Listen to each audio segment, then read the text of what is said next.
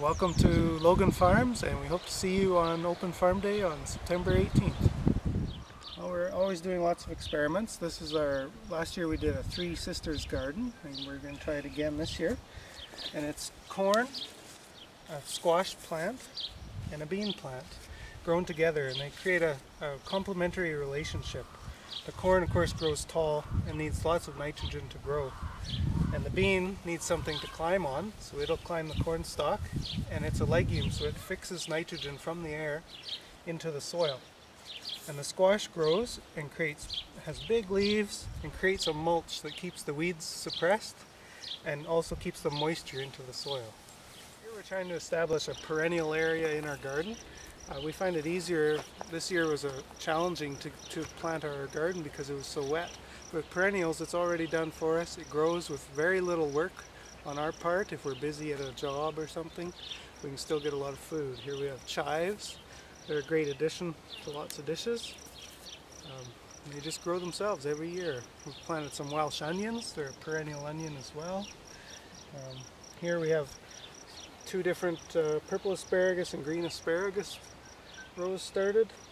And again, it just keeps growing every year with a small amount of maintenance. When I grew up, we always grew everything in single rows, and I still do that because that's what I know how to do. But we're experimenting with trying to make it a little more dense, a little more productive in the small area, protect the soil with mulches. Here we're growing 3 rows side by side with the tall onions and the deeper rooted radishes and the spinach beside it.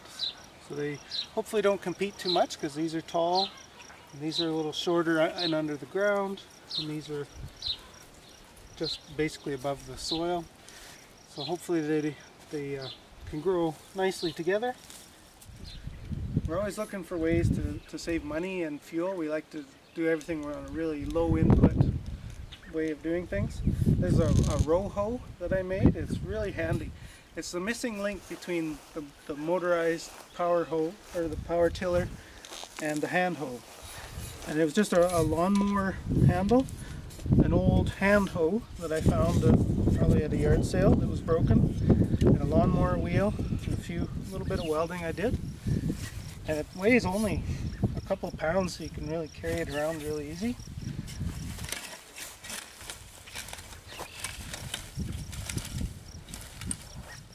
A grain cart wagon that used to be pulled by horses, and my grandpa made it.